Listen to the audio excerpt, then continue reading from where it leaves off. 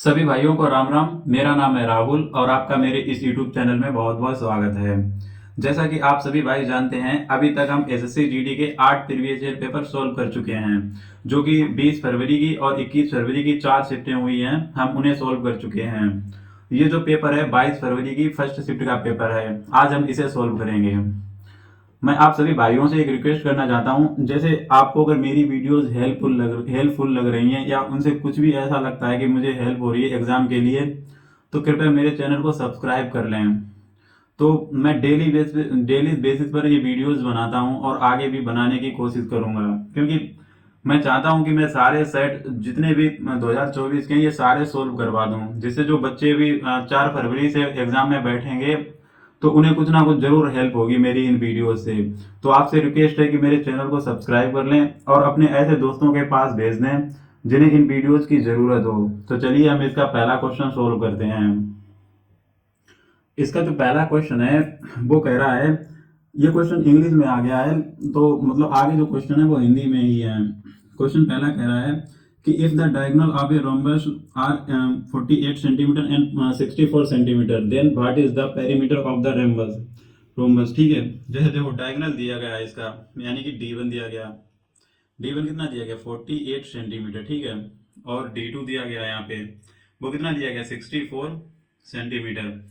यहाँ पे पेरीमीटर पूछा गया है, तो देखो इसका जो फार्मूला होता है वो क्या होता है, वो होता है D1 का स्क्वायर प्लस D2 का स्क्वायर, वो इक्वल कितना किसके होता है 4A स्क्वायर, यानी कि जो रोम्बस होती है उसकी साइड क्या 4 टाइम्स कर दो उसका स्क्वायर, ठीक है। तो यहाँ पे जो D1 दिया गया वो कितना दिया गया 48 का स्क्वायर प्लस इसका दिया गया 64 का स्क्वायर इक्वल में कितना हो जाएगा 4A स्क्वायर। अब यहाँ पे देखो कुछ बच्चे क्या करेंगे, इसे सोल्व करने लग जाएंगे। मैं यहाँ पे क्या करूंगा, मुझे यहाँ पे पता है यहाँ पे वो 16 यहाँ पे भी है 16 यहाँ पे भी है, तो मैं करूंगा 16 का स्क्वायर कॉमन कर लूंगा, तो यहाँ कितना बचेगा 3 का स्क्वायर बचेगा। 16 इंटू 3 होता है 48, तो 3 का स्क्वायर यानी कि 9 और प्लस यहाँ पे बचा 4, है ना। 4 बचा और 4 का स्क्वायर कितना हो जाएगा 16 हो जाएगा। तो ये ब्रैकेट में इतना बचा, इधर कितना हो गया 4A स्क्वायर। अब देखो ये 16 का स्क्वायर इसे हम लिख रहे हैं, 16 इंटू 16 इसे लिख लेता हूँ, ठीक है। ये कितना हो गया 25 टोटल, इक्वल में कितना हो गया 4A स्क्वायर। अब देखो 4 से अगर इसे मैं काटूं तो कितना आ जाएगा, यहाँ पे कितने 4 टाइम्स चला जाएगा। तो देखो A स्क्वायर की जो वैल्यू आ गई वो कितनी आ गई 64 इंटू 5 25, 64 इंटू 25। अगर A की वैल्यू निकाली है वो कितनी आ जाएगी 8 इंटू 5 आ जाएगी, यानी जो A की वैल्यू आ गई वो कितनी आ गई 40। और पेरीमीटर पूछा गया, आपको पता है जो रोम्बस होता है उसकी चारों साइडें इक्वल होती हैं, यानी कि जो पेरीमीटर होगा वो कितना होगा 4A होगा। 4A की वैल्यू कितनी है 40, तो कितना हो जाएगा 160 सेंटीमीटर। ये क्या हो गया आंसर, बस इसे लगा देंगे, ऑप्शन नंबर ए। अब देखते हैं नेक्स्ट क्वेश्चन। नेक्स्ट क्वेश्चन में बोला गया है, यदि किसी वस्तु का जो अंकित मूल्य 4500 और जो विक्रय मूल्य है वो कितने का 3900 रुपए है, तो पूछा गया उस वस्तु पर कितनी छूट दी गई। यानी तो ये रुपए में पूछा गया डायरेक्ट, यानी कि 4500 की मतलब अंकित मूल्य था और बेच दी गई 3900 की, तो कितने की कम पे बेचेगी 600 रुपए की, उससे छूट दी गई है। बताओ कितना सिंपल था, सिर्फ सब्ट्रैक्ट करना था यहाँ पे। नेक्स्ट क्वेश्चन देखो। नेक्स्ट क्वेश्चन कह रहा है पी क्यू आर का औसत दिया गया है, P plus Q plus R का एवरेज दिया गया कितना 40। अगर अगर उनका पूरा योग निकाला जाए तो कितना हो जाएगा 3 का मल्टीप्लाई यानी कि 120 हो जाएगा। आगे दिया गया P प्लस क्यू दिया गया है, अगर P प्लस क्यू यहाँ से निकाला जाए तो वो कितना आ जाएगा 70 आ जाएगा, 35 इंटू 2 हो जाएगा। Q प्लस आर दिया गया, Q प्लस आर वो कितना दिया गया 45 दूना 90। बताओ पूछा गया है Q की वैल्यू पूछी गई, अगर देखो Q की वैल्यू पूछ रहा है यहाँ पे मैं इन दोनों को ऐड कर दूं तो ये कितना हो जाएगा P plus Q plus R, और इस वाले क्यू को मैं एक बार क्यू और लिख लेता हूं, तो इक्वल कितना हो जाएगा इन दोनों को ऐड किया तो यानी कि 160। अब देखो मुझे पता है इन तीनों की वैल्यू कितनी है 120, तो यहाँ पे 120 रखेंगे वो इधर जाएगा माइनस हो जाएगा, यानी 120 इधर से माइनस कर दो तो कितना बचेगा 40। तो क्यू की वैल्यू कितनी आ गई 40। ऐसे सोल्व करना था इस क्वेश्चन को बस। आगे देखो क्वेश्चन, मैं पूरी कोशिश करता हूँ बहुत अच्छे से क्वेश्चन कराऊं, और जो बच्चे भी नहीं समझते हैं शायद उन्हें ऐसा लगता है कि ये उतने अच्छे से सोल्यूशन नहीं करे या मेरे साथ उन्हें पढ़ना भी अच्छा नहीं लगता। मैं आपसे वादा करता हूँ आप थोड़े बहुत दिन पढ़ो मेरे से, मेरी वीडियोस थोड़ी इधर उधर करो, बच्चों के पास भेजो। मेरा चैनल जब ग्रो करेगा तो मुझे भी एक कॉन्फिडेंस आएगा, और सही में मैं बहुत कोशिश करता हूँ अच्छे से पढ़ाने की कोशिश करता हूँ।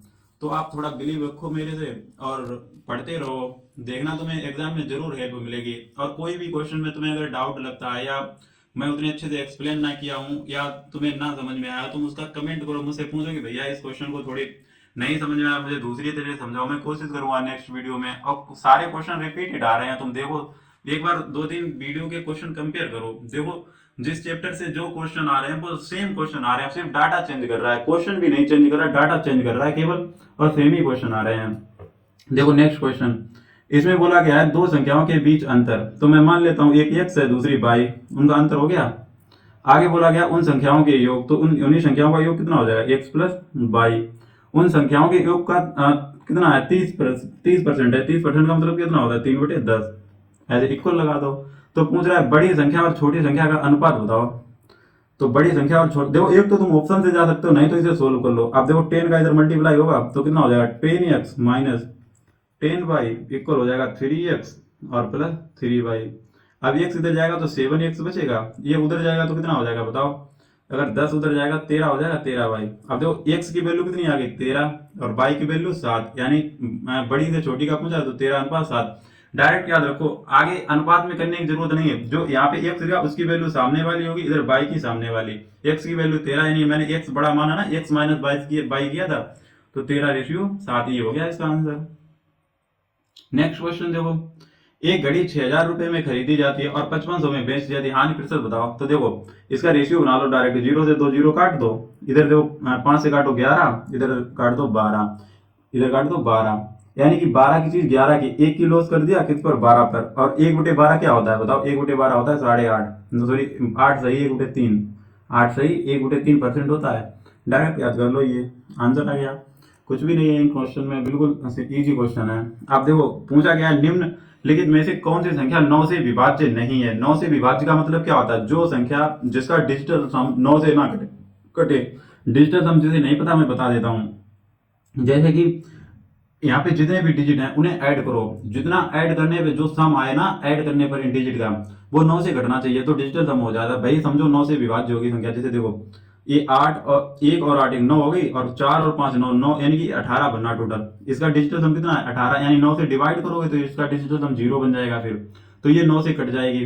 ऐसे ही देखो इसे 3 और 7 10, 10 और 8 18, 18 9 27, 27 भी 9 से कटता है, यानी ये भी 9 से कट जाएगी। 8 और 7 15, 15 और 12 27, ये भी 27 होगी, ये भी 9 से कट जाएगी, यानी यही एक संख्या है जो 9 से नहीं कटेगी, तो ये वाली होगी, इसका आंसर हो गया ये वाला। ठीक है, जैसे संख्या कितनी है 36 58, यहाँ देखो 3 और 6 9, तो 9 तो हटा ही दो, 8 5 13, यानी 13 कहीं 9 से कटता है क्या, तो इसीलिए ये संख्या 9 से नहीं कटेगी, ये वाला हो जाएगा इसका आंसर। ऐसे ही लगाना था ये क्वेश्चन। नेक्स्ट क्वेश्चन देखो, कह रहा है दो संख्याओं का गुणनफल इतना है और उनका महत्तम समापवर्तक इतना है, लघुत्तम पूछा गया है। तो इसका देखो डायरेक्ट फार्मूला होता है, जिन बच्चों को नहीं पता उन्हें मैं बता दूं। देखो दो संख्याओं का गुणनफल, मान लो पहली संख्या x है दूसरी y, तो इनका गुणनफल हो गया इक्वल होता है मासा इंटू लासा, मासा इंटू लासा, ये फार्मूला होता है, याद कर लो। देखो दो संख्याओं का गुणनफल बराबर होता है उनका मासा इंटू उनका लासा। तो देखो दो संख्याओं का गुणनफल कितना देखा है 1408, ठीक है, इक्वल में उनका लघुत्तम समापवर्तक दे रखा है 352, और ये मासा पूछा गया है, मासा, ठीक है, तो यही बताया पूछा गया है, तो इसे मैं कर लूंगा। अब देखो इसे कहाँ लाएंगे डिवाइड में, डिवाइड में कितना आ जाएगा 352, तो यहाँ से हट गया।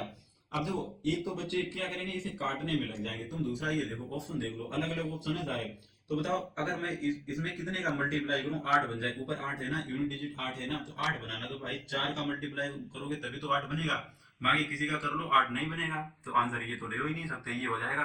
बताओ सोल्व करने की यहाँ पे क्या जरूरत थी, ऐसे करो इन क्वेश्चंस को।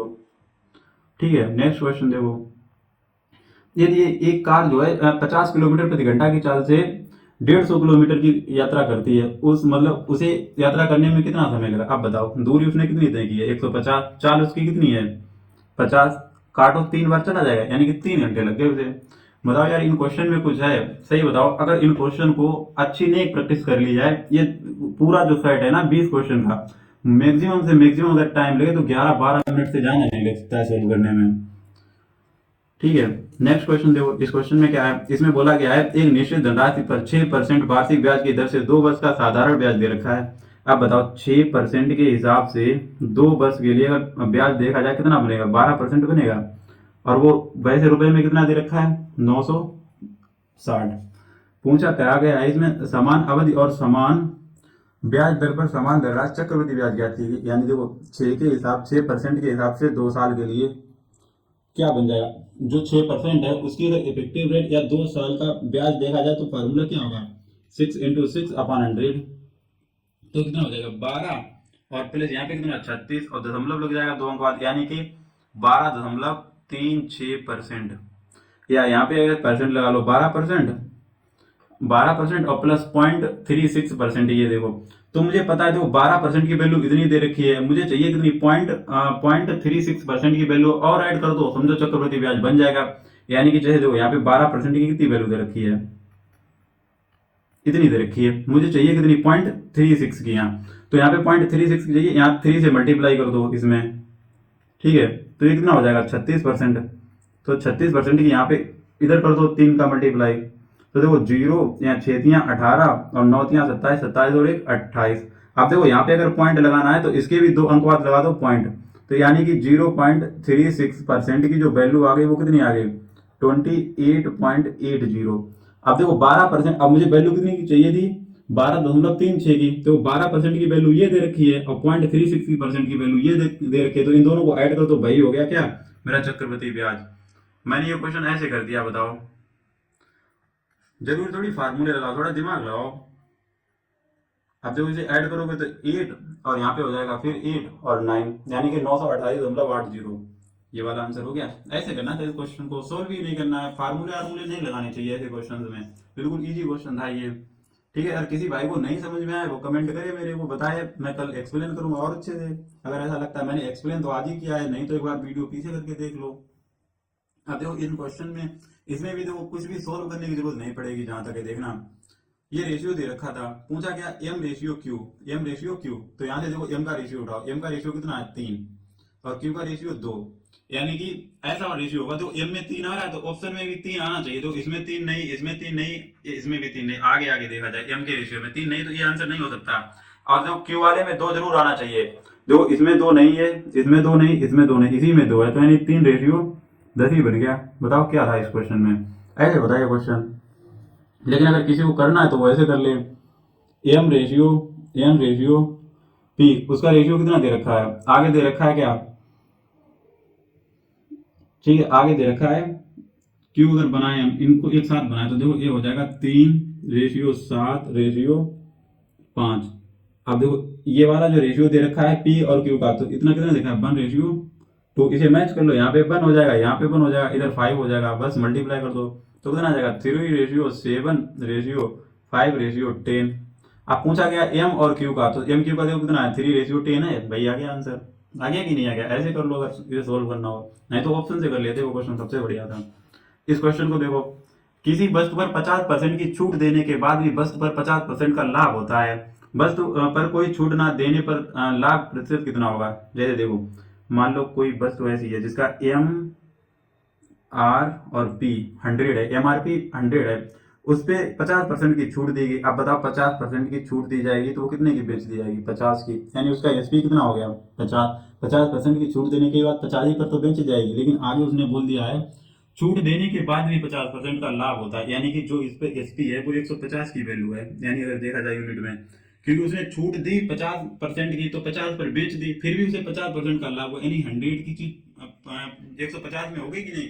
तो यहाँ से इसका अगर क्रय मूल्य सीपी निकाला जाए तो कितना हो जाएगा बताओ, 50 × 100 बटे में 150। अभी तो काट दो, 3 बार चला जाएगा, तो जो सीपी आया वो कितना आया 100/3। बताओ आया कि नहीं आया। अब पूछ रहा है वस्तु पर कोई छूट ना दी जाती, यानी वो 100 रुपए की बेची जाती, 100 रुपए उसका एमआरपी था, अगर 100 की बेच दी जाती, अब बस है कितनी 100/3 की। तो मैं एमआरपी और सीपी को रेशियो में बना लेता हूँ, तो यहाँ से 100 से 100 कट जाएगा, रेशियो में बनाएंगे 3 इधर गुणा हो जाएगा, तो 1/3 आ जाएगा, 3/1 आ जाएगा। जो सीपी है वो 1 हो गई और एमआरपी कितनी हो गई, वो 3 हो गई। तो बताओ 3 की चीज कितने की बेच दी, 1 की चीज कितने की बेच दी गई 3 की, यानी कि 2 का लाभ लिया गया, 2 का लाभ लिया गया, किस पे लिएगा 1 पे इंटू 100, तो कितने का लाभ हुआ बताओ 200% का हुआ कि नहीं हुआ। ऐसे लगेगा क्वेश्चन, ऐसे लगाओ कुछ भी नहीं, फिर ऐसे सोल्व करो तो कोई दिक्कत नहीं है, कोई मतलब टफ नहीं है क्वेश्चन। अगर किसी बच्चों को ऐसा लगता है क्वेश्चन बहुत घुमावदार है, ऐसा कुछ भी नहीं है, सिर्फ दिमाग से सोल्व करो इन्हें। देखो इस क्वेश्चन में आ जाओ। बोल रहा है कि W और X मिलकर एक काम को, जो W है और X दोनों लोग मिलकर एक काम को कितने दिन में कर लेते हैं? 40 दिन में। X और Y, वहीं पर जो X और Y हैं वो मिलकर उस काम को कितने 60 दिन में कर लेते हैं। W X Y तीनों साथ मिल जाएं तो काम को 30 दिन में कर लेते हैं। यानी तीनों लोग मिल जाते हैं, W तीनों लोग अगर मिल जाते हैं काम को 30 दिन में कर लेते हैं। तो भाई इनका जो एलसीएम होगा वो कितना हो जाएगा? 120। यानी यहाँ पे 3 आ जाएगा, यहाँ पे 2 और यहाँ पे 4। ठीक है। पूछ रहा है बाई, W और Y मिलकर उसी काम को, W और Y ये दोनों। तो देखो ऐसे करेंगे, यहाँ से अगर इनकी इफिशियंसी देखी जाए एक्स और वाई की, एक्स वाई की इफिशियंसी है 2, तो यहाँ पे एक्स वाई की अगर इफिशियंसी 2 है, टोटल है 4, तो डब्ल्यू की कितनी आ जाएगी? डब्ल्यू की इफिशियंसी कितनी आ जाएगी? 2। बोलो आ जाएगी कि नहीं आ जाएगी? और बाई की मुझे इफिशियंसी चाहिए, अगर डब्ल्यू की 2 है यहाँ से निकाल लो बाई की। अब देखो एक्स और डब्ल्यू की कितनी है? 3। एक्स और डब्ल्यू की 3 है और एक टोटल है 4, तो बाई की कितनी आ जाएगी? 1। तो यानी कि डब्ल्यू और बाई की एफिशिएंसी कितनी हो जाएगी? 3। डब्ल्यू और बाई की एफिशिएंसी भी 3 हो जाएगी। तो 120 काम करना है और 3 एफिशिएंसी थे, यानी कि उन्हें कितने दिन लग जाएंगे? 40 दिन। कितने दिन लग जाएंगे? 40 दिन। ये हो गया इसका आंसर। नेक्स्ट क्वेश्चन पे आ जाओ। नेक्स्ट क्वेश्चन कह रहा अमर जो है सचिन से 10% कुशल है। यानी कि जो अमर है वो सचिन से 10% कुशल है, यानी कि सचिन 10 कुशल है तो अमर जो है वो 11 कुशल है। ठीक है। आगे बोल रहा है यदि सचिन अकेले उसी काम को 44 दिन में कर सकता है। जो सचिन है, सचिन देखो 10%, 10 उसकी एफिशिएंसी और किसी काम को 44 दिन में कर सकता है, तो टोटल कार्य कितना हो गया बताओ? 440। तो अमर उस कार्य को अकेले कितने दिन, अमर की बताओ एफिशिएंसी कितनी है? 11 है, तो 11 एफिशिएंसी से करेगा तो कितने दिन में कर देगा? 40 दिन में। ये क्या हो गया आंसर? बस लग गया क्वेश्चन। अगर किसी को डाउट हो रहे हैं क्वेश्चन में या नहीं समझ में आ रहे हैं तो मुझे जरूर कमेंट में बताएं। और मैं अपनी तरफ से तो समझ रहा हूँ कि शायद बच्चों को अच्छे से क्वेश्चन आ रहे हैं, और मैं इतना कोई डिफिकल्ट तरीके से नहीं बता रहा, बहुत इजी तरीके से बता रहे हैं। अगर आप ऐसा नहीं समझते हैं कि मैं थोड़ा डिफिकल्ट कर रहा हूँ तो भाई जहाँ जब एग्जाम दोगे तो आपको ऐसे ही सोल्व करने होंगे। ज्यादा क्वेश्चन सोल्यूशन लॉन्ग कर दोगे तो आंसर तुम निकालने में पूरा टाइम ले जाओगे, तो 1 घंटे में कैसे पेपर सोल्व कर पाओगे?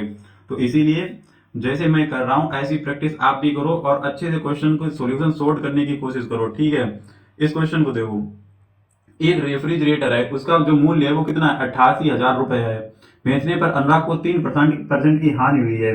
यदि वह 25% का लाभ अर्जित करना, देखो उसने 28,000 का बेचा है, यानी उसे 30% की हानि हुई है, यानी कि 100% की कोई चीज रही होगी, उसने 30% की हानि यानी 70% पर बेचा होगा उस चीज को। कोई चीज मान लो 100% की रही होगी, उसने 30% की उस पर हानि हो गई उसको, तो उसने 70% की तो बेची होगी। वो लेना चाहता था लाभ 125 का, तो वो कितने में बेचना चाहता था? 125 पर बेचना चाहता, तो उसे रेफ्रिजरेटर का मूल्य बेचना था कितने पर बेचना था? यानी 125% पर बेचना था, 125 पर। और उसने 70 की बेची है, 70 की बेची तो 70 कहाँ जाएगा? डिवाइड में। ये हो गया एक जीरो से, जीरो यहाँ पे काटो, 7 चौके 28 और डबल जीरो 400 हो गई है। तो डबल जीरो और 25 गुणा 4 करोगे तो कितना आ जाएगा? 500 हो जाएगा। ये 500 यानी कि 50,000 हो गया। नहीं लगा लो। नेक्स्ट क्वेश्चन देखो, एक कक्षा में 30 छात्रों की औसत आयु 20 वर्ष है। यदि प्रत्येक छात्र की आयु में 5 वर्ष की वृद्धि होती है तो औसत आयु में कितनी वृद्धि होगी? देखो उनकी जो औसत आयु है 20 है, अगर प्रत्येक छात्र की आयु में 5 की वृद्धि होती है, 5 वर्ष की वृद्धि होती है, तो अगर प्रत्येक में मतलब औसत में देखो वृद्धि उतनी ही होती है जितनी प्रत्येक में अगर वृद्धि कर दी जाए तो समझो औसत में भी उतनी ही वृद्धि हो जाएगी। यहाँ पे क्या है? प्रत्येक छात्र की आयु में 5 वर्ष की वृद्धि हुई है, तो समझो औसत में भी 5 की ही वृद्धि हो जाएगी। आंख बंद करो, आंसर लगा दो। यानी कि अगर प्रत्येक में वृद्धि हो रही है तो समझो औसत में भी उतनी की ही वृद्धि हो जाएगी। ये कॉन्सेप्ट डायरेक्ट याद रखो। यहाँ पे अगर कमी बोल दिया थी, अगर प्रत्येक में बोल देता 5 वर्ष की कमी होती है तो औसत में भी 5 की कमी हो जाती। अगर हम मल्टीप्लाई कर देते तो औसत में भी मल्टीप्लाई हो जाता। अगर डिवाइड कर देते तो औसत भी डिवाइड हो जाता। बस याद रखो, सोल्व करने की जरूरत ही नहीं है। ठीक है। क्वेश्चन नंबर अब 16 देखते हैं। इसमें दिया गया है x रेशियो बाई इक्वल दिया है 11 रेशियो 5, तो पूछा गया x minus by ratio x plus by. तो यहाँ देखिए इनका पहले मुझे क्या करना है? डिफरेंस। तो यहाँ पे कितना आ जाएगा? 6, और इन्हें जब ऐड करेंगे तो कितना हो जाएगा? 16। तो अगर रेशियो बनाएंगे तो कितना हो जाएगा? 3 रेशियो 8। बस यही इसका आंसर हो गया, 3 रेशियो 8। अब नेक्स्ट क्वेश्चन देखते हैं। क्वेश्चन नंबर 17 बोल रहा है, इसमें बोला गया है 0.4 और यहाँ पे 1 पे बार है, इसकी वैल्यू पूछी, इसे भिन्न में परिवर्तित करना है। तो देखिए इसे कैसे करते हैं, इसमें कुछ नहीं करना होता है। जैसे कि यहाँ पे क्या लिखा है 41 मान लो लिखा है, तो यहाँ पे देखो जैसे 4 पे बार नहीं है तो 41 से हम क्या करेंगे, 4 को माइनस कर देंगे और अपान में देखो यहाँ पे 2 डिजिट है तो यहाँ पे 9 लिख लो, और एक डिजिट लिखने के लिए क्या करते हैं, जितने नंबर पे बार हो उतने जीरो लगा देते हैं। जैसे यहाँ पे 1 पर बार है तो यहाँ पे 1 जीरो लगा देंगे, तो कितना हो जाएगा 37 अपान 90। तो इसका यही आंसर हो जाएगा 37 अपान 90। ठीक है, इस क्वेश्चन पर आ जाओ। इस क्वेश्चन में बोला गया है 258 और 301 और 387 का महत्तम समापवर्तक पूछा गया है। तो यहाँ पे देखो महत्तम समापवर्तक क्या होता है, इसका एक हाईएस्ट फैक्टर होता है नंबर का। तो देखो यहाँ पे जैसे मैं मान लूँ पहले ऑप्शन से काटूंगा, जैसे 27 अगर होगा, 27 का मतलब क्या है 9, मतलब नंबर जो है 9 से भी कटना चाहिए। तो जैसे देखो 2 और 5 7, 7 और 5 15, 15 अगर यूनिट मतलब डिजिटल सम बन रहा है तो क्या ये 9 से कटेगा, नहीं कटेगा, यानी ये नंबर 9 से नहीं कट रहा, तो 27 भी आंसर नहीं होगा। अगर अब 22 की बात करें, 22 की, तो 22 में देखो 2 आ रहा है, इसमें कहीं 2 आ रहा है क्या, ये 2 से नहीं कट रहा है, तो 22 से कैसे कट जाएगा, तो यानी कि 22 भी इसका आंसर नहीं होगा। अब हम चेक करेंगे 29, तो 301 में 29 का भाग ला के देखो, तो देखो 29 एक 29 बचा 11, यानी कि 29 से ये नहीं कट रहा, तो ये भी आंसर नहीं होगा। तो आंसर कौन सा हो जाएगा 43। ऐसे कर लो इस क्वेश्चन को ऑप्शन से। ठीक है, नेक्स्ट क्वेश्चन देखो। इसमें बोला गया है कि 1 किलोग्राम गेहूं के मूल्य में 50% की वृद्धि हुई। जैसे कि देखो 50% की वृद्धि हुई गेहूं के मूल्य में, तो 50% का मतलब क्या होता है 1/2। तो अगर देखो कोई गेहूं का जो मूल्य पहले 2 रुपये था तो बढ़ के कितना हो गया 3 यूनिट में, मान लो 2 यूनिट था, बढ़ के कितना हो गया 3 यूनिट। तो यहाँ पे देखो कितने की वृद्धि हुई है, 1 यूनिट की हुई है। और क्वेश्चन में क्या बोला गया, जो वृद्धि हुई है वो कितनी हुई है 25 रुपए हुई है, यानी कि जो एक है वो किसके बराबर है 25 रुपए के। पूछा क्या गया प्रति किलोग्राम गेहूं का नया मूल्य कितना हो गया है 3, तो 3 की वैल्यू पूछी गई है, तो यहाँ 3 से मल्टीप्लाई कर दो, कितना आ जाएगा 75। तो यही क्या हो जाएगा आंसर 75, इसका क्या हो जाएगा आंसर। ठीक है, अब नेक्स्ट क्वेश्चन देखो। इसमें बोला गया है कि एक निश्चित धनराशि पर 3 वर्षों के लिए प्राप्त साधारण ब्याज, यानी 3 वर्षों में जो साधारण ब्याज मिलता है वो कितना मिलता है 1782। तो उसी धनराशि पर समान ब्याज की दर से 10 वर्षों के लिए प्राप्त साधारण ब्याज ज्ञात कीजिए। जैसे देखो 3 वर्षों का दिया गया है, अब मुझसे कितने का पूछा गया 10 का पूछा गया है, तो 10 का निकाल लो यहाँ से। तो 3 का अगर 1 का यहाँ से निकालो, 1 वर्ष का कितना हो जाएगा 3 × 5 = 15 और 3 × 27 और 3 × 4 = 12। 10 का निकालना है तो एक जीरो और लगा दो, यानी 5940 आ जाएगा। हो गया। तो दो ये 20 क्वेश्चन हो गए। मैंने कोशिश की है कि बहुत अच्छे से इन क्वेश्चन को समझा सकूं, तो मैंने कोशिश भी की है। अगर आप लोगों को किसी भी क्वेश्चन में कोई डाउट बना है तो कमेंट में बता दो मुझे कौन सा क्वेश्चन नहीं बना है। तो चलिए अब रीजनिंग सोल्व करते हैं। देखो रीजनिंग का पहला क्वेश्चन सीरीज का आ गया। इसमें क्या है 85 से 1 यानी कि -1 हो गया यहाँ पे, यहाँ 84 से 92 यानी कि 6 और 2 8, प्लस का 8 हो गया। फिर 92 से 83 यानी कि यहाँ पे कितने हो गए 2 और 7 यानी 9, माइनस के 9।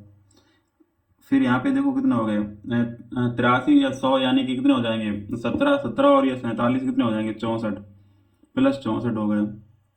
तो देखो पहले 1 फिर -9, फिर देखो यहाँ पे एक कितना है 1 का स्क्वायर है, -1 का स्क्वायर, ये -3 का स्क्वायर, तो यहाँ पे कितना आएगा -5 का स्क्वायर, यानी कि -25 हो जाएंगे इधर। तो कितना आ जाएगा 122। तो ये इसका क्या हो गया आंसर। देखो एक बार क्या हो रहा है स्क्वायर में घट रहे हैं, और लेकिन जब क्यूब हो रहे हैं तो ऐड हो रहे हैं यहाँ पे। तो जैसे यहाँ पे 2 का क्यूब था, यहाँ 4 का था, अब 6 का आ जाता। अगर इससे और एक नंबर आगे पूछा जाता तो हम 36 ऐड कर देते इसमें 122 में, नहीं 6 का क्यूब कर देना 216 ऐड कर देते 122 में। ठीक है, इस क्वेश्चन में आ जाओ। इसमें क्या दिया गया है आर से टी, आर से बी, बी से बी, मतलब ये नहीं लग रहा। दो आर से टी यानी कि 2 प्लस हुए यहाँ पे, फिर बी से टी -2 हुए, फिर यहाँ पे कितने +2 हुए, फिर यहाँ पे कितने हुए इन दोनों में -2 हुए, यानी अब +2 होंगे जहाँ पे भी होंगे। ये देखो घट रहे हैं, ये गलत हो गया, यहाँ पे भी गलत हो गया। यहाँ देखो जेड जेड कितने पे होता है 26 पे होता है, उससे बढ़ जाएंगे 2 28, यानी कि यहाँ पे +2 हो रहे हैं, लेकिन यहाँ पे भी देखो +2 नहीं हो रहे। तो आंसर कौन सा हो गया थर्ड। ऐसे लिखा ये क्वेश्चन। ये देखो कागज कटिंग का क्वेश्चन आ गया। यहाँ पे देखो क्या होगा कि ऐसे पहले इस कागज को मैंने फोल्ड किया, फिर इस कागज को ऐसे फोल्ड किया, फिर ऐसे इसमें कट लगा दिए, एक ये काट दिया कॉर्नर, और उसके बाद में देखो ये फिगर बनी, ये काट दिए मैंने। तो देखो जब इसे ओपन करेंगे तो यानी कि देखो ये इधर खुलेगा और ऊपर खुल जाएगा, और एक इधर खुलेगा, यानी कि जैसे देखो इसमें अगर देखें ये ठीक खुला है, लेकिन इसमें क्या गलत है अगर मैं बात करूं, तो यहाँ पे देखो ये गलत है, क्योंकि ये जो है ऊपर की ओर इसका मुंह हो गया, ऊपर की ओर, जबकि इसका मुंह किधर होना चाहिए, इधर होना चाहिए था, इसीलिए ये गलत हो गया। ठीक है, मैं ऑप्शन काट रहा हूँ पहले इसके। देखो इसमें इनके सारे इनके जितने भी ये मतलब सभी हैं, खाली नहीं, मतलब टोटल बोलना जा रहा था यहाँ पे। जैसे इनका मुंह किधर होना चाहिए था, इधर होना चाहिए था, ठीक है, ऐसे करके, ठीक है। और लेकिन ये कैसे हो गया उल्टे, तो ये भी गलत हो गया। इसमें आ जाओ, इसमें देखो ये गलत हो गए क्या, जैसे ये ऐसे होना चाहिए था ऐसे, लेकिन ये कैसे हो गए, यहाँ पे देखो ऐसे हो गए, तो इसीलिए ये भी गलत हो गया। ऑप्शन कौन सा बचा, ये वाला। ये तो मैच भी कर सकते थे सारे, देखो एक जैसे हैं, ठीक है। नेक्स्ट देखो, अब यहाँ पे देखो ये एम से ओ दो बढ़ गए, फिर यहाँ पे देखो दो बढ़ गए, यहाँ पे भी देखो दो बढ़ गया, और यहाँ पे भी दो, तो यहाँ भी दो बढ़ेंगे तो कितना आ जाएगा डब्लू, ठीक है। फिर ई से देखो जी दो बढ़े हैं, यहाँ भी दो बढ़ गए, और यहाँ पे भी दो बढ़ गए, और यहाँ पे भी दो, तो यहाँ पे भी दो बढ़ेंगे, एम से दो बढ़ा दो कितना हो जाएगा ओ। फिर 18 से 22 चार बढ़े हैं, फिर चार चार चार, यानी 34 में अगर हम चार ऐड करेंगे कितना आ जाएगा 38, 38, तो ये हो जाएगा ओ डब्लू 38। नेक्स्ट क्वेश्चन पर आ जाओ, देखो इसमें प्लस प्लस फिर यहाँ पे आ गया, फिर प्लस यहाँ पे, फिर यहाँ पे, मतलब यहाँ पे आ गया, प्लस कहाँ पे आएगा यहाँ पे, ठीक है। देखो नया साइन आया यहाँ पे माइनस का, तो माइनस नीचे, फिर यहाँ पे, मतलब एक एक पोजीशन चेंज कर रहे हैं। अब माइनस कहाँ पे आ जाएगा बीच में, ठीक है, बीच में। फिर नया लेटर यहाँ पे एच आया था, एच बीच में आ गया, अब एच कहाँ पे आएगा यहाँ पे। तो ऐसे देख लो, यहाँ माइनस बीच में, ये दोनों ऑप्शन कट गए, ठीक है। अभी अब इसमें देख लो, पहले नया लेटर यहाँ पे आर आ गया, तो आर अब नीचे चिकल के आएगा, नीचे खिसक जाएगा, तो कितना हो जाएगा यहाँ पे आर, और तो आर बीच में होना चाहिए, देखो बीच में इसमें है, इसमें नहीं है, ये भी गलत हो गया। तो ऐसे करेंगे इस क्वेश्चन को, ठीक है। नेक्स्ट क्वेश्चन आ जाओ। नेक्स्ट क्वेश्चन में बोला गया किन्हीं दो चिन्हों को और दो संख्याओं को आपस में बदल दो, अंक ना बदलो संख्याएं बदलो, आपस में बदलने पर समीकरण सही होगा। तो देखो यहाँ पे ये टिक लगा हुआ है, तो मैं अगर सारे ऑप्शन करूंगा, मैं मेथड बताने के लिए यहाँ पे मतलब सोल्व करा रहा हूँ, तो मैं लास्ट ही ऑप्शन उठा के तुम्हें समझाने की कोशिश करूंगा कैसे करते हैं। देखो जैसे 8 माइनस 4 × 9 और +6/3 इक्वल हमें 29 लाना है। तो यहाँ पे देखो क्या बोला गया है, उसने बोल रखा है कि दो ऑप्शन चेंज करने हैं मुझे, साइन चेंज करने और नंबर चेंज करने हैं। तो दो माइनस को क्रॉस करना है, जहाँ पे माइनस है वहां पे क्या कर दो क्रॉस, और 6 है वहां पे 9 कर दो, 9 है वहां पे 6 कर दो। तो दो 8 यहाँ पे माइनस क्रॉस में चेंज हो जाएगा, 4 ये माइनस हो जाएगा, यहाँ पे 6 हो जाएगा, प्लस ये 9 और डिवाइड में 3। अब दो 3 से डिवाइड करेंगे 3 टाइम्स हो जाएगा। अब ये दो 4 और 8 का मल्टीप्लाई करेंगे, ये 32 हो जाएगा। ये -6 और +3 माइनस का 3 बचेगा, तो यहाँ पे कितना आ जाएगा 29। तो ये हो गया इसका सोल्यूशन। देखो इस क्वेश्चन में बोला गया है कि नीचे दिए गए शब्दकोश के क्रम के अनुसार व्यवस्थित कीजिए और कौन सा शब्द तीसरे स्थान पर आएगा।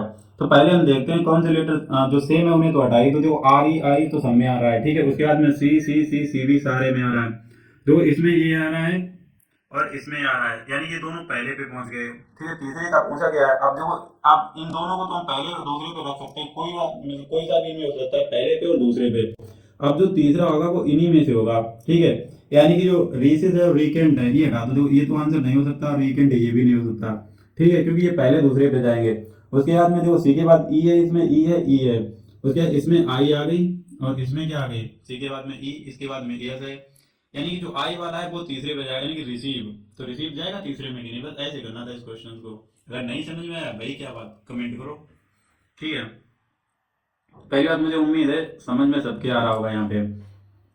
तो देखो इसमें क्या है, यहाँ पे कौन सी फिगर आएगी, तो देखो ये सेम इधर जो फिगर बनी है वो इधर भी बनेगी, तो यानी कि एक बॉक्स जो है ऐसे होना चाहिए यहाँ पे, ठीक है। ऐसे देख लो किसमें है, तो इसमें कहीं पे ऐसे दिख रहा है, नहीं है ना, यहाँ पे नीचे होना चाहिए था, इसमें भी नहीं है, देखो यहाँ पे होना चाहिए था। उसके बाद में ये फिगर ऐसे भी तो बनेगी, क्योंकि नीचे अगर ऐसी है तो ऐसी यहाँ पे भी तो बनेगी, यानी कि एक फिगर यहाँ पे होनी चाहिए थी, इसमें है यहाँ पे, लेकिन ये देखो डबल एरो है, यानी कि यहाँ पे ऐसे एरो होना चाहिए था, इसी में है, देखो इसमें ये यहाँ पे ऐसे नहीं था, इसीलिए ये भी गलत हो गई। तो ये वाला आंसर हो गया। नेक्स्ट क्वेश्चन देखो, इसे हम कैसे ला सकते हैं, अगर इन दोनों का मल्टीप्लाई करते हैं 7 × 5 यानी 35 और 10 का भी करते हैं तो कितना हो जाएगा 350 और प्लस इसे ऐड करते हैं 20 यानी कि 370 यानी कि आगे जो तीन संख्या है उनका मल्टीपल लास्ट वाली जोड़ दो। यहाँ पे देखें 4×3 = 12, 12×5 = 60, 60 और 30 = 90 हो गए। इधर देखो 3×2 = 6 और 6×4 = 24, 24 और 5 = 29, 29 होना चाहिए। हो गई। ऐसे करना था। इसमें अपनी तरफ से करके देखो, मतलब साइन चेंज करो अपनी तरफ से, जो मैच कर जाए वैसे जो इक्वेशन दी जाए जो पूछी जाए उसमें रख दो जाके। इसको देखो कहते हैं निष्कर्ष कहा है, कह रहा है कि सभी भूमि रिक्त हैं, यानी जो भूमि है सभी भूमि जो है वो कैसी है रिक्त हैं। तो ये रिक्त का हो जाएगा, सभी भूमि कैसी है रिक्त। और कोई भी भूमि क्या लड़की नहीं है, लड़की यानी कि लड़की अलग हो जाएगी बिल्कुल, यहाँ पे हो जाएगी क्या लड़की। ठीक है। अब देखो इसके निष्कर्ष क्या है, सभी रिक्त भूमि है, सभी भूमि रिक्त हैं लेकिन रिक्त जो है भूमि नहीं है, यानी कि पहला स्टेटमेंट गलत हो गया। निष्कर्ष जो है सभी लड़कियां रिक्त हैं, लड़कियां तो बिल्कुल अलग हो गई, रिक्त और लड़कियों के बीच में कोई संबंध ही नहीं दिया गया, तो ये भी गलत हो गया, यानी कोई भी निष्कर्ष अनुकरण नहीं करता है। ठीक है। इसमें देखो एम से एक कम है, आई से एक कम है, तो यहाँ पे जे से एक कम करोगे तो कितना आ जाएगा आई। आई से देखो कोई स्टार्ट नहीं हो रहा, ये भी नहीं, ये भी नहीं, ये भी नहीं, ये वाला हो रहा, तो ये आंसर हो गया। पूरा चेक करने की क्या जरूरत है बताओ, इधर आ जाओ। ई ई ए पीछे देखो, अच्छा जी से ई दो कम हुए, एन से एल दो कम हुए, आई से जी दो कम हुए, टी से और आर दो कम हुए, ए से बाई दो कम, ई से मतलब पीछे से दो कम हो रहे हैं। तो यहाँ से देखो अगर हम ई से दो कम करेंगे तो कितना आ जाएगा, ई से दो कम करेंगे तो सी आ जाएगा, फिर इससे करेंगे तो सी आ जाएगा, एफ से दो कम करेंगे तो डी, फिर डी आ जाएगा, एफ से ओ से दो कम करेंगे तो एम आ जाएगा, और सी से दो कम करेंगे तो ए। मैच कर गया। ऐसे ही करने हैं, थोड़ी कोडिंग पढ़ लो किसी भी बुक से, या मतलब मैं तो सारी करा ही रहा हूँ, तुम ऐसे भी देखते रहोगे और कहीं भी क्वेश्चन मिल जाए लगाते रहो, बस हो जाएगा। इसमें देखो पहले मतलब डार्क है, फिर डार्क नहीं है, फिर डार्क, फिर डार्क नहीं, यानी कि यहाँ पे जो भी आएगा वो डार्क आएगा, कैसा भी आएगा लेकिन डार्क आएगा, ये ध्यान रखो। तो यानी ये आंसर नहीं हो सकते। ऑप्शन पहले काटने की कोशिश करो। अब यहाँ पे देखो ये फिगर पहले तुम मैच करो, ये फिगर कैसी है,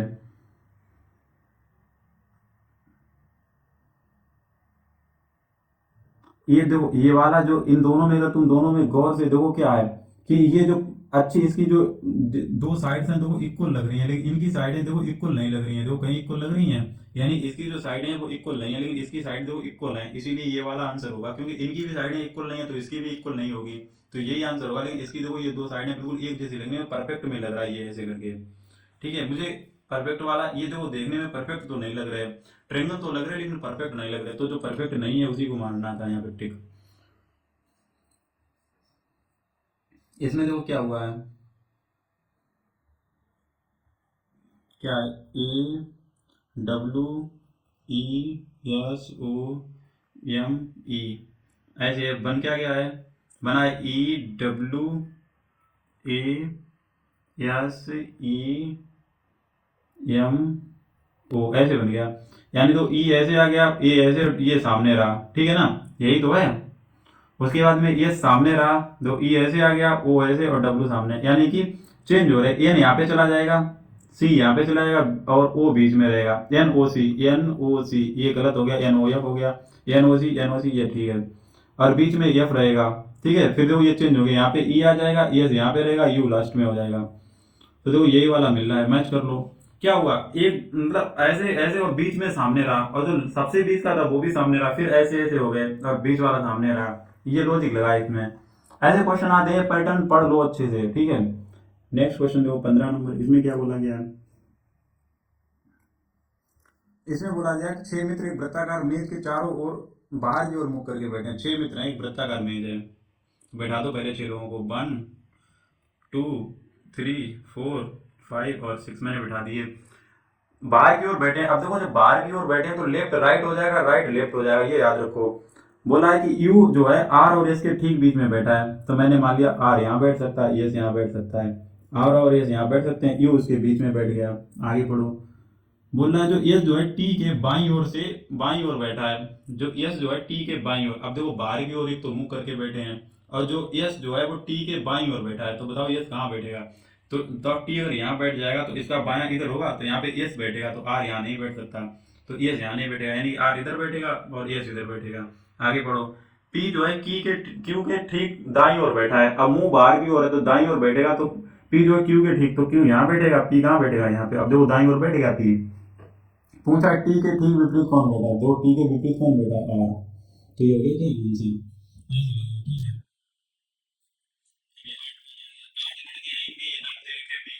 एक पंक्ति में उत्तर की ओर मुख करके बैठे हैं, तो ऐसी ये लाइन करो। ठीक है, और उत्तर कहाँ होगा, ऊपर की ओर मुख किए हुए, तो मान लो तो 1 2 3 4 5 6 7 8। ठीक है, लाइन आगे पीछे हो जाएगी, कोई दिक्कत नहीं है, आगे बढ़ो। देखो बोला है B6 जो है B1 के दाईं ओर से पांचवें स्थान पर, तो दायां किधर होगा, दायां तो इधर होगा, इधर होगा, दायां किधर होगा, इधर। तो देखो जो B6 है B1 के दाईं ओर, तो मैं मान लेता हूँ B1 यहाँ पे बैठा है, B1 ठीक है। लाइन इधर उधर बढ़ जाएंगे, कोई दिक्कत नहीं है, तो B6 जो है इसके दाईं ओर से पांचवें स्थान पर, देखो 1 2 3 4 5, तो B6 कहाँ बैठ जाएगा, यहाँ पे। आगे बढ़ो। B4 B5 के दाईं ओर से पांचवें स्थान पर, अब दाईं ओर B5 को यहाँ भी बैठा सकते हैं, अभी तो थोड़ा आगे पढ़ लो अभी। जो B5 है B1 के ठीक दाईं ओर बैठा है, B1 के ठीक दाईं ओर कौन बैठा है, B5, तो यानी कि B5 कहाँ बैठ जाएगा, यहाँ। तब एक लाइन यहाँ भी आप ये वाली पढ़ लो, देखो B4 जो है B5 के दाईं ओर से पांचवें स्थान पर, यानी पांचवा कहाँ पे जाएगा, B4 कहाँ पर जाएगा, यहाँ पे आ जाएगा। फिर देखो आगे जो B8 है B4 के ठीक बाईं ओर तीसरे स्थान पर, B8 जो है B4 के ठीक बाईं ओर, बायां किधर है, इधर। तो 1 2 3, यानी कि B8 कहाँ बैठेगा, यहाँ पे B8 बैठ गया। B2 जो है B7 के दाईं ओर से तीसरे स्थान पर, B7 के दाईं ओर से तीसरे स्थान पर, अब देखो जगह यही बची है जो बीच की है, यानी कि B7 इधर बैठेगा, तो इसके दाईं ओर B2 यहाँ पे बैठ जाएगा। एक बचा, कौन बचा यहाँ पे, अब B3 शायद रह गया, तो B3 कहाँ बैठेगा, यहाँ पे, बस बैठ गई, सीटिंग अरेंजमेंट हो गई उनकी। अब देखो B2 के ठीक दाईं ओर कौन बैठा है, B2 ये हो गया, उसके ठीक दाईं ओर कौन बैठा है, देखो B8, तो B8 आंसर हो गया। लग गया क्वेश्चन। ऐसे क्वेश्चन अगर तुम कंफ्यूज होते हो सीटिंग अरेंजमेंट में, तो इन्हें तुम छोड़ सकते हो पहले अटेम्प्ट में, टाइम बचे दोबारा इसे लगा लो आगे। अगर नहीं पहले अटेम्प्ट में तुम्हें लगता है कि तुम कंफ्यूज हो जाते, पहली बात वहां कंफ्यूज होने की कोई जरूरत नहीं, इतनी प्रैक्टिस करके जाओ, अगर अच्छी प्रैक्टिस नहीं होगी, भाई साहब मैं सही बता रहा हूँ, जीडी में तुम्हें मैथ में रीजनिंग में मतलब 20 आउट ऑफ 20 क्वेश्चन करने होंगे, उसमें जो 40 क्वेश्चन होते हैं, एक भी क्वेश्चन का मतलब गलत करने की कोई भी गुंजाइश नहीं है, क्योंकि जो इस बार की कट ऑफ गई वो 160 में 148 गई है यूपी की, तो सोच सकते हो 148 दशमलव कुछ गई, लगभग 149 के बराबर गई है, तो सोचो कैसे तुम गलत कर सकते हो कोई भी क्वेश्चन। इसीलिए देखो नेक्स्ट क्वेश्चन, ये मिरर का आ गया। अब देखो मिरर में क्या होता है, लेफ्ट टू राइट हो जाता है, लेकिन ये फिगर ऐसी है, चाहे इसका लेफ्ट कर लो चाहे राइट कर लो इक्वल ही रहेगा, यानी कि यही आंसर हो जाएगा, उल्टी तो हो ही नहीं सकती। ये एरो जो है ऊपर कैसे पहुंच गया, ये भी गलत, ये फिगर उल्टी कैसे हो गई, ये भी गलत, ये फिगर ही ऐसी दे रखी थी, इसमें कुछ भी चेंजमेंट करो सेम ही लगेगी। अब इसमें देखो डी से दो कम हो गए, ई से दो कम हो गए, एस से दो कम, के से दो कम, और वन वन इसमें क्यों लिख दिया, इसमें पहले देख लो, इसमें दो कम, एक से दो दो कम हो रहे हैं, जो अल्फाबेट दिए गए उनमें से दो दो कम हो रहे हैं, लेकिन यहाँ पे टू लिख दिया, क्यों लिख दिया टू, सोचो। देखो यहाँ पे वोवेल कितने हैं, 1 2, इसलिए टू लिख दिया, यहाँ पे वोवेल कितना है, एक, तो यहाँ पे कितना लिखेंगे 1, तो इसमें वोवेल देख लो पहले, 1 2 टू वोवेल्स हैं, तो 3 वाला कट जाएगा, 1 वाला कट जाएगा, 2 वाला ये हो सकते हैं ठीक, लेकिन अब दो दो कम करने हैं, अगर हम इसमें देखो टी से दो कम करोगे तो आर आ जाएगा, ए से दो कम करोगे तो वाई आ जाएगा, बी से जेड आ जाएगा, और एल से दो कम करोगे तो जे, ई से दो कम करोगे तो सी, और वोवेल टू थे इसमें, तो टू आंसर हो जाएगा। समझ गए कि नहीं समझ गए। इस क्वेश्चन में आ जाओ, इसमें बोला गया है जे का एल से क्या संबंध है, तो देखो पहले यहाँ पे देखो प्लस का मतलब क्या है, प्लस का मतलब है भाई, तो यहाँ लिख दो भाई। मेरे मेरे पास कुछ दोस्तों के मैसेज आए थे, वो बोल रहे थे कि ये वाले क्वेश्चन ठीक से समझ में नहीं आते जब मैं ऊपर लिख देता हूँ, देखो मैं इसे अच्छे से समझाता हूँ, जैसे आई है प्लस जे है डिवाइड के है माइनस एल। मैं और एक अपील दोस्तों से करना चाहता हूँ, जो दोस्त मुझे डायरेक्ट मैसेज करके ये पूछते हैं कि ये क्वेश्चन मुझे नहीं समझ में आया, जिनके पास मेरे नंबर हैं या और कहीं से, मैं चाहता हूँ कि वो यूट्यूब के कमेंट सेक्शन में अपने डाउट पूछा करें, तो थोड़े कमेंट भी बढ़ेंगे और मुझे भी अच्छा लगता है। तो यहाँ पे देखो प्लस का मतलब क्या है भाई, तो यहाँ ऊपर लिख दो भाई, ठीक है। डिवाइड का मतलब क्या है बहन, तो यहाँ लिख दो बहन, और माइनस का मतलब है बेटा, तो यहाँ लिख दो बेटा। देखो इस क्वेश्चन को कैसे करते हैं, यहाँ पे क्या लिखा है, भाई लिखा है ऊपर, तो इसका मतलब क्या, आई जो है जे का भाई है, आई जो है जे का भाई हो गया। अब देखो यहाँ पे जे जो है इसकी बहन है के की, जे जो है के की बहन है, और के जो है एल का बेटा है, के जो है एल का बेटा है, और ये दोनों आपस में भाई बहन है, तो जे भी तो इसकी क्या होगी, क्योंकि ये इसकी बहन थी तो ये इसकी क्या हो जाएगी, बेटी, क्योंकि ये इसका बेटा है ना एल का, तो ये जो है किसकी, इसकी क्या हो जाएगी, बेटी। तो पूछ रहा है जे का एल से क्या संबंध है, तो बेटी का संबंध है। ये क्वेश्चन हो गया। नेक्स्ट क्वेश्चन देखो, डिफरेंस देखो पहले, यहाँ से यहाँ कितना डिफरेंस है, 19 का, 19, ठीक है। यहाँ पे 3 और 16, यानी यहाँ पे भी 19 है। यहाँ पे 4 और 15, यहाँ पे 19 का, तो यहाँ पे भी 19 होगा, 19 ऐड कर दो। ये 4 7, एक 6 और एक 7, 7 और एक 8, यानी 84। ये हो गया, खत्म। तो भाइयों देखो, मैंने ये पूरा जो सेट है 22 फरवरी की फर्स्ट शिफ्ट का, मैंने पूरा पेपर करा दिया है। अगर आप लोगों को मेरे सॉल्यूशन अच्छे लगे हैं तो मेरे चैनल को सब्सक्राइब करो, वीडियो को लाइक करो और शेयर भी कर दो। मैं आपसे बहुत रिक्वेस्ट कर रहा हूँ, बार बार इस वीडियो में मैंने शायद ज़्यादा रिक्वेस्ट भी कर दी है, लेकिन क्या करूँ, थोड़ा अच्छा नहीं लगता है, मेरे सब्सक्राइबर नहीं बढ़ रहे हैं, और मैं कोशिश भी कर रहा हूँ, रोज़ वीडियोज़ बना रहा हूँ, शायद कंटेंट भी अच्छा लाने की कोशिश कर रहा हूँ। तो चलो मिलते हैं कल, एक जो 22 फरवरी की जो दूसरी शिफ्ट है मैं उसका सॉल्यूशन कराऊंगा। तब तक के लिए राम राम।